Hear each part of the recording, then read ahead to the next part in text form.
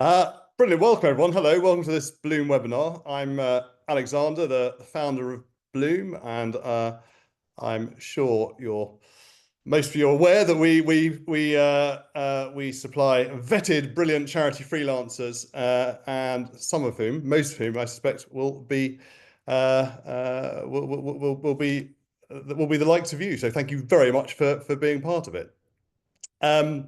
A bit of admin before we start.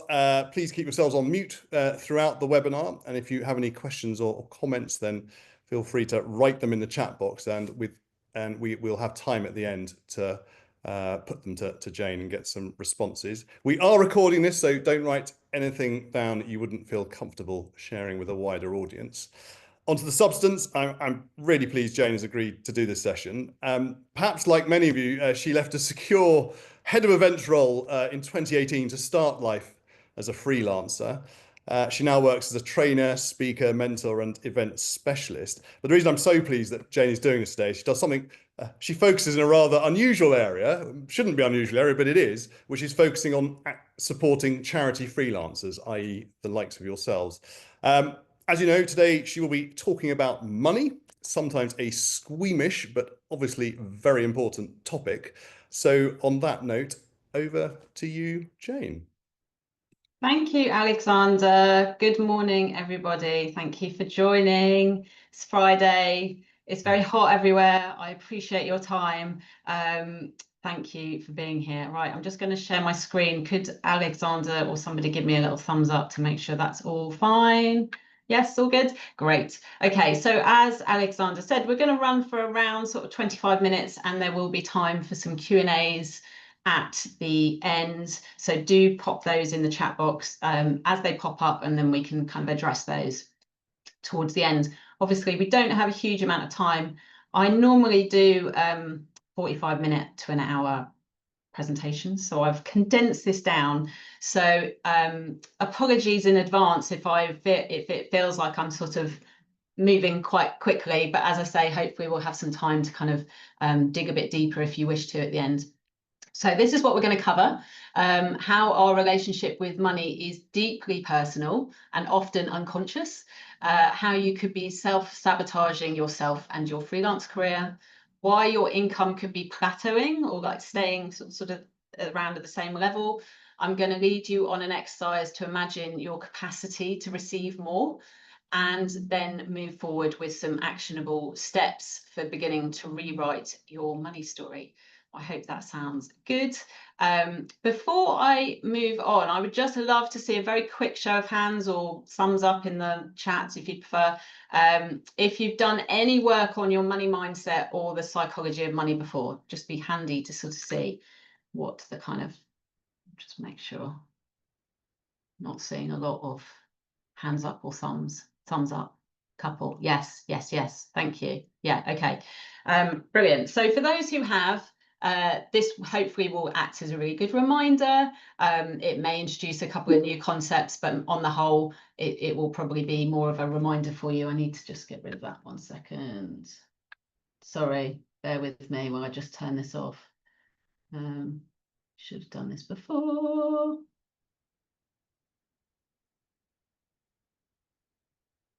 Right, so that should be done. And for those who have not done anything on this before, it will hopefully open up a whole new area of things. Oh, where's my screen gone? 1 second. Let me just get rid of that. Gotta love the Teams just popping up. Right, we're back. Yeah, so hopefully it will just act as a good opening kind of introduction to some of these concepts. And if you want to go a bit deeper, I can give you some suggestions on how to do that. So pop into the chat if you know where your beliefs about money come from. It'd be interesting to see, where do you think your beliefs around money come from?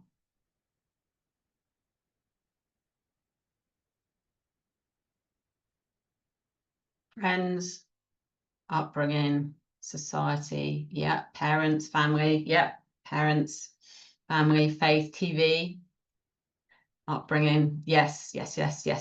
Great, all of those. So our origin stories about money and whether we feel safe talking about money stem from childhood. And much of what we have learnt about money is very personal and unconscious, and it stays with us into adulthood, often without much scrutiny, until one day we might realise that we feel deeply uncomfortable talking about money, looking at our bank balance, perhaps broaching the subject of a pay rise with a boss, or telling a client how much it is to work with you.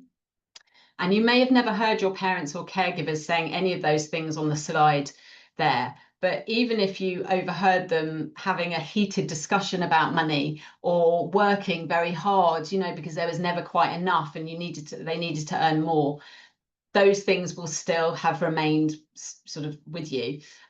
So our childhood experiences, our family attitudes, cultural messaging, and the media and our sector as well will all play a part in this. So you may recognise some of those phrases that I've put there on the screen.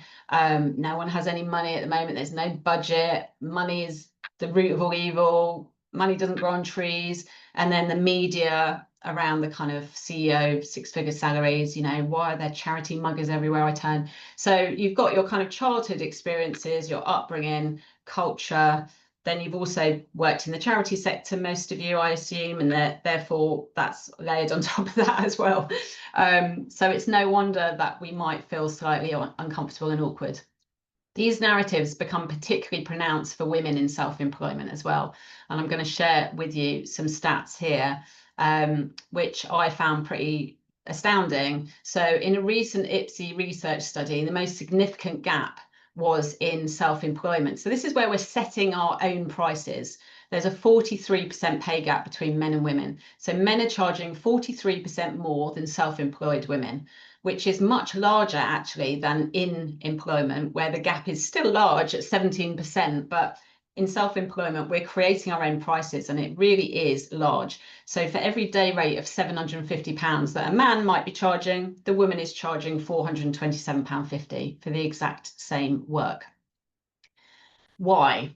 So the gap between women and men's feelings and relationship around money is different. When I first heard that, it was a real light bulb moment for me, because I assumed it was a me problem, that I was just rubbish with maths and figures and I found them uncomfortable, and I just painted myself as having this identity of not being any good with money. But upbringing, role models, stereotypes, and everyday sexism has many women believing that saving was the thing to do with money from a young age, and anything different, i.e. investing or spending, was considered a negative. Whereas in boys and men, they're often encouraged to be more entrepreneurial and invest and take more risks. Women tend to prioritize security over growth in investments. Women have different emotional relationships with money, including more fear and anxiety, whereas men are generally more confident about financial decisions, even with the exact same knowledge as women. They're more likely to take action on it. Women often feel less entitled to wealth, and that leads to undercharging or hesitation to negotiate. Perhaps you recognise some of this in your own work. And this isn't just about our personal finance either. The importance here is that as women, we're doing a lot of things very, very well. Like, we're better investors. When we do invest, we get on average higher returns than men. We're more likely to invest in education, health, community. And when we lead companies, they're 15% more profitable than men. So this isn't just about personal finance, it's about changing an entire landscape. And let's set gender to one side for a minute. But too long, money has been concentrated in the hands of a few who don't have the planet's best interests at heart. So we all have a part to play in changing that, as you can see here in this quote from Kate Northrup. Kate Northrup is a real expert in nervous system regulation and money. So you can look her up if this is of interest to you. But if you're experiencing avoidance, chaos, or profound lack in your own financial life, your power in the world will be diminished. So that makes sense. So how this might show up for you on a day-to-day basis. You might be delaying sending invoices or not chasing late payments. You might be undercharging. You might not being clear on what it costs to work with you. Do a lot of work for free. You might stick your head in the sand when it comes to budgeting or financial planning. Perhaps you're not tracking very well or recording what is coming in and going out. perhaps you can relate to some of those. We all assign meaning to money, and it's going to be different for each and every one of us on this call and in the world. Some of us are going to feel very safe with a lot of money. Some of us would find that very, very uncomfortable. And it all comes down to safety, really, and our nervous system. So just want to caveat, I'm not a neuroscientist, but there is not one part of your body that isn't affected by your nervous system. So I want you to imagine for a moment like you're sat in a control room. Imagine it going around you like this, and there's lots of buttons and dials, and they're all set at different levels. That control room is your nervous system, and each dial will be set predetermined by how we've been raised, our experiences, and our ancestors. So if we experience something traumatic as a child, some of those dials get stuck at that level because as a 6, 7, 8, 9-year-old child, we weren't able to process that experience. And so part of us is stuck at that level. And it doesn't even need to have been a massively traumatic event that you've experienced. It could have just been, as I said earlier, like you overheard a heated discussion or a bit of a row between your caregivers where the subject of money came up. But our bodies are playing out these stories unconsciously. We may be able to identify where those origin stories came from, but we may not. But all the same, you're still living out those patterns. Our DNA is wired to keep us safe, not to expand, because according to our nervous system, that which is unfamiliar is unsafe. So this kind of starts to paint a picture of why we may do all of the things that are there on the slide, you know, undercharging, avoiding financial planning, delaying invoicing, putting off those conversations about budget or investment with our clients. And simply raising our prices is part of an answer, but it's not the whole answer, because without addressing the underlying money beliefs that each of us feel, we will unconsciously limit our success, or we'll find ways to stay within our safe zone. We won't want to expand beyond that. So it's not just a case of upping our prices. And it's not just a case of like, oh, fake it till I make it, you know, because until we signal to our nervous system that we're safe, it will always feel unsafe. And you'll continue to sabotage yourself in like sneaky ways. So for me, how this used to come up would be, you know, I'd get on maybe a discovery call or a clarity call with a client, and I'd be talking through the work and all the great stuff that we could do together. And I'd be really anxiously anticipating the moment that I had to tell them what it was going to cost to work with me, what my rates were. I'd have really physical symptoms, so like sweaty palms would be quite a common one. I'd often get quite headachy, a lot of tension in my neck and shoulders, maybe feeling sick, unsettled tummy. All of those things are your nervous system sort of saying, get out of there, you're not safe, you're not safe. And you know, it's no wonder that we kind of like minimize ourselves and keep ourselves small and hidden. So after this call, what I'd really encourage you to do is to go back and look through your income over the last 3 to 5 years. If you're a brand new freelancer, you can do this with your salary as well. And you can do it by month, like month by month, you can do it year by year, but it starts to tell a story. You can start to look for patterns. Was there growth year on year? Was it very up and down? Or did you kind of get to a point and like plateau at a certain level? Why this is important is it can be indicative of our internal money stories or comfort zone, as opposed to what's going on in the market, which often is what gets blamed for why things are slower in our business. One of our greatest human needs is belonging.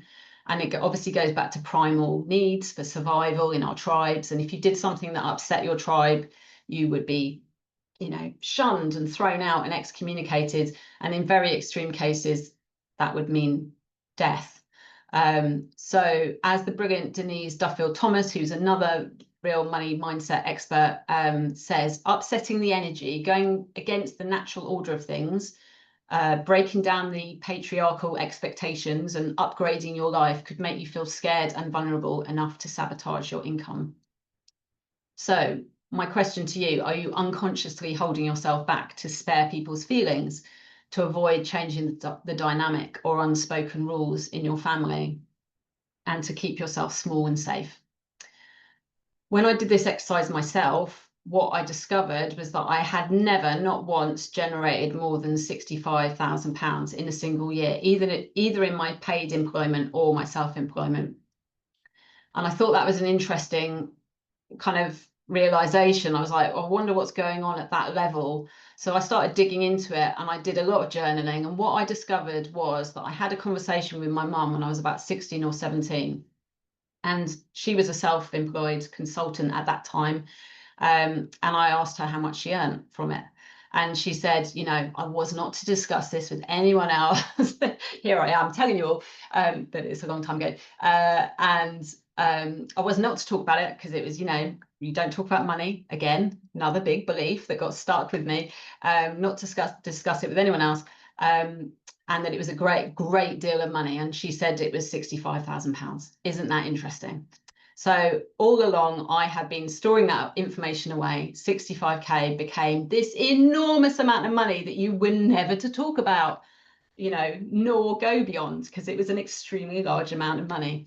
And my mum would have no recollection of that conversation, but that doesn't matter because it got stuck, it got lodged in there for me. Really telling.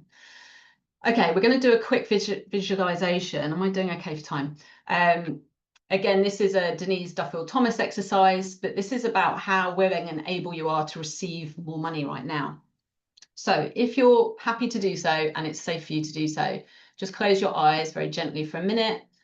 And I want you to imagine your capacity to receive as a physical object. And it can be as big or small as you want. Don't second guess, just the first thing that pops into your head. Your capacity to receive as a physical 3D object. What's the size and shape of your container? What is it made out of? What do you notice about it? How much can it hold? And then you can open your eyes. You can write that down if you like. Just jot down what it was that you visualized.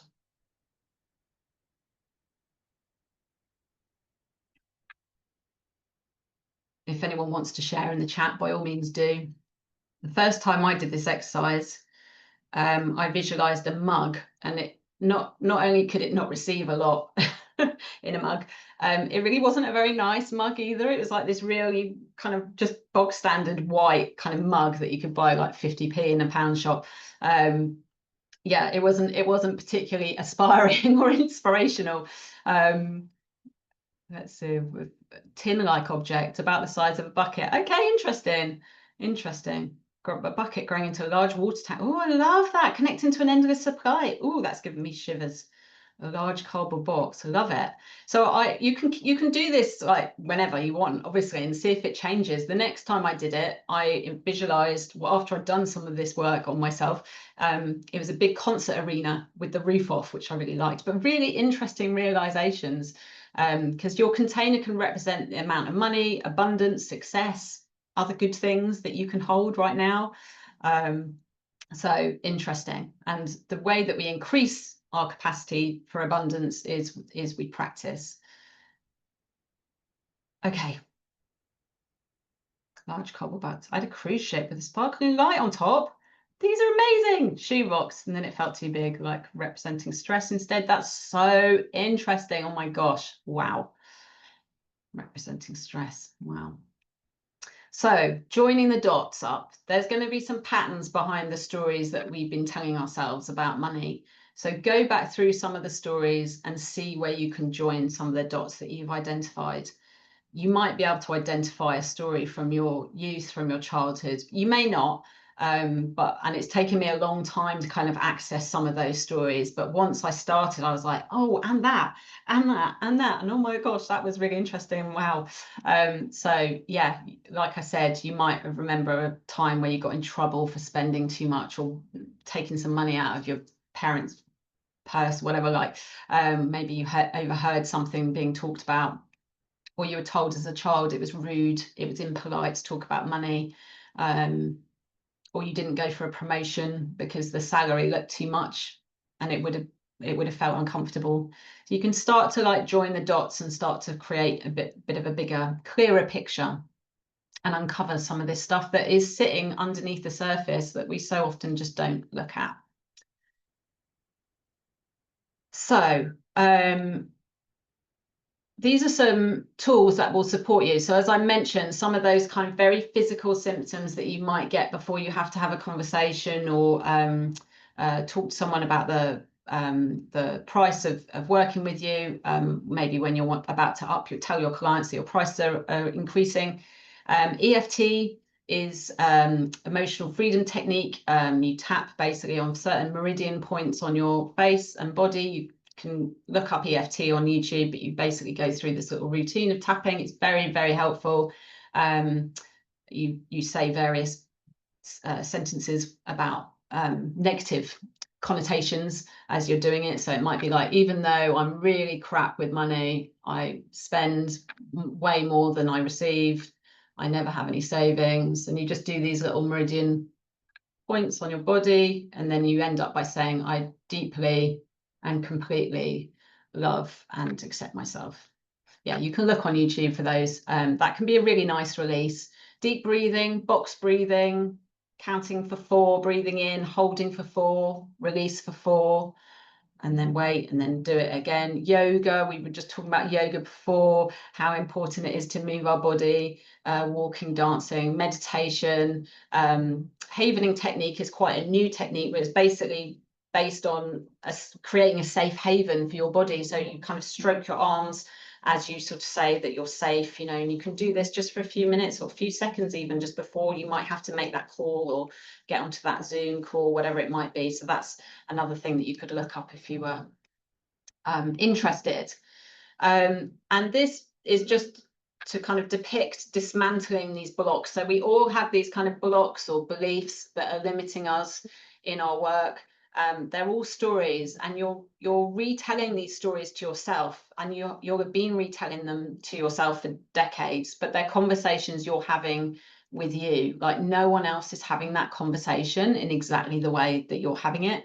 And you're experiencing everything you're experiencing, it's all from the past. So it's very automatic. The pull of the past is very strong. It's sort of worth kind of asking yourself, like, how can you start experiencing now? Like, how can you start experiencing things from now? Where can you be more open and responsible for these conversations we have with ourselves? Not just for ourselves, maybe for children, if you have them, for family members, for clients, for the sector. You know, it has a real ripple effect. If we can start being more open and talking about it, we can tell a new story, and we can rewire our neural pathways rather than just repeat those old patterns. So I quite often sort of think rewire or repeat. Am I going to do the work and rewire, or am I just going to repeat it? So you can go back through your stories you've written down. You can ask yourself, is this 100% true? Or can I think of a time when I or someone else proved it to be false? Like, is it true that all rich people do awful things in the world? Is it true that my family will disown me if I go on a nice holiday? Is it true that no one in the sector will pay the prices that I'm charging?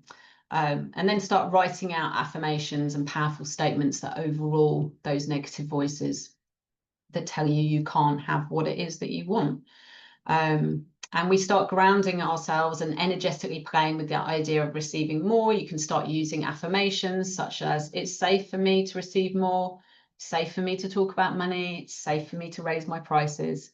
I have little affirmations like that popping up on my phone throughout the day. They're just little anchors which help remind me. It's like, yeah, starting to tell a different story. Okay. I'd love to get one takeaway from each of you today in what you might do slightly differently. So if you're happy to just pop that in the chat, that would be really, really helpful. And whilst you do that, I will just share my website. So if you've enjoyed today, you can sign up to my free weekly email support at my website, which is janecurtisevents.com. And I've got my LinkedIn as well, which will be coming around shortly on email. Brilliant. Well, I mean, thank you, Jane. That was a fantastically squished 60 minutes into half an hour. So yeah, and really, I went very fast. an Sorry. incredibly thought-provoking, actually quite profound in place. And I was so struck by that initial, the gender pay gap being far wider for freelancers than it is in salaries. Is it kind of, when you say, I mean, that does make sense and is something that we need to address. Actually, we've reached the end of our 30 minutes, but Jane has kindly agreed to hang around and answer any questions you might want to put if you have them. But for those of you who are going, thank you for coming. We will be following up with an email with Jane's links to Jane's website again, where you can find out more. And I particularly wanted to highlight Jane is running a world first. We call it a world first, certainly a British first. UK first, A UK first. UK first. Let's not be retreat in November, which is focused exclusively on supporting and connecting charity freelancers. And I would really recommend having a look at that, although there aren't that many places left apparently, but well worth looking at. So yeah, I mean, if you have any questions or thoughts, please add them. My first, what I wanted to ask, taking advantage of my role chairing, is it feels like there's a particular dynamic around pay in the charity sector. For example, I had one of our freelancers contacting me this week to say that he really loved a charity and that he wanted to, but they had absolutely no money. They were desperate, and he was willing to work for them for free. And I think those sorts of, and was that a good idea? And those conversations, I think, happen in less extreme effects many times. That desire to help somebody out who's desperate, who you know doesn't have the money to do it, and the feeling awful if you don't. Do you have any? Is there any particular dynamic around pay with charities? Yeah, I mean, it's tricky, isn't it? Because we're all doing this work because we want to make a difference to the world, and like that is where we're coming from. That very much that kind of belief. Otherwise, we wouldn't be doing the work that we're doing. So I completely and utterly understand that. I think I would go back to that quote, the Kate Northrup quote, that if you're not in a good financial place yourself, and if you're worrying each month about whether you've got enough money coming in, and whether you can, if those things are present and true for you, then that you need to prioritize that, right? Because you cannot do your best work if you're worrying about money. There's another saying, and I'm not going to be able to remember it or do it justice, but basically you can't shine as bright as you need to if you can't afford to keep the electricity on. It's something like that. It's like so, and this is where I often see freelancers kind of prioritize going after the pro bono stuff, and that can just, because we've got finite time, like we don't have all the time in the world. So I mean, my recommendation would be, if you've got everything else sorted and you're absolutely fine, by all means do that voluntary work. That's what having more money allows you to do, right? To be able to give a day a week or a few hours a week and volunteer. And so I just think we have to remind ourselves that we are in business. We're not charities ourselves. And in order to do our best work, we need to be, profitable. Does that answer your question? Yes, I mean, I think if being in a position to be able to do pro bono stuff, but in a clear way as to why you're doing it, it does make sense. The other question that I get asked most often when people join a site is what should I charge? And typically the way people approach it is actually to look at what other people charge, and of course that's very transparent on Bloom. What are the pros and cons of doing that, and how would you answer the "how much should I charge" question? Yeah, it's really interesting because I've just put on my LinkedIn a poll about, do you publish your prices publicly or not? And there's some really interesting comments. So I do recommend having a look at that, because people feel very strongly often about, I'm absolutely going to be transparent about my prices, and other people feel like they can't do the work justice by putting a price on it. They need to know much more about it. So that requires having a bigger conversation, a longer back and forward, before they can kind of suggest what that piece of work will cost. It's really not an easy, quick answer. I've heard what will you pay, what would you expect to be paid if you worked in-house? Take that salary and divide it by 100. I've heard that calculation used before. So if you were on 60,000 or 50,000 in-house, like that would be £500 a day, day rate.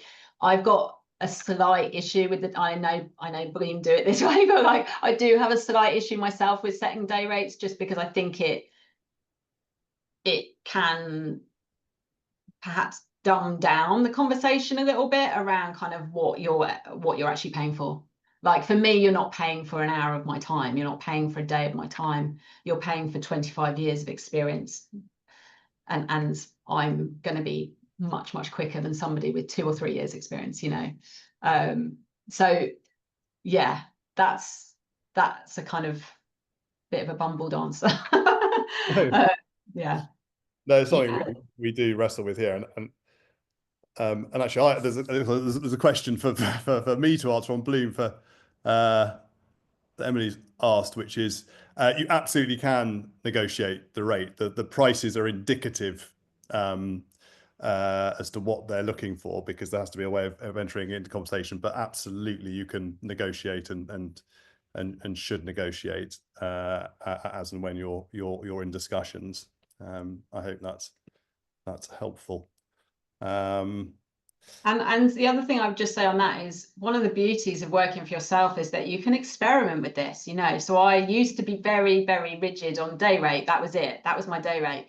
And then I started flexing that a little bit. For some clients, it might be there, it might be there, or, you know, and now I tend to do more of a project price. So it's like, this is the project, this is what it's going to cost. That works better for me at the moment. I might go back to more of a day rate. I think it's nice that you can kind of play with some of this. It doesn't need to necessarily be a fixed, you know, formula. And I know lots of consultants and freelancers who will look at the income of the charity as well and see where that is. And for very small charities under $1 million, they might charge less, you know, for much bigger ones more. Yeah. Terrific. Well, if there are no other questions or comments to be shared at the moment, I think just amazing just to thank you again, Jane, for doing this and doing it, you know, so rapidly, running us through things so clearly, and as I say, got much to ponder. We will be sharing the video via the email when it's done, along with all the various links. And yes, helpfully Anna has put up links to Jane in the chat as well. So thank you all for coming, and also for being part of Bloom. And Jane, thank you very much indeed for giving such a terrific talk. Thank you. Thanks, everyone.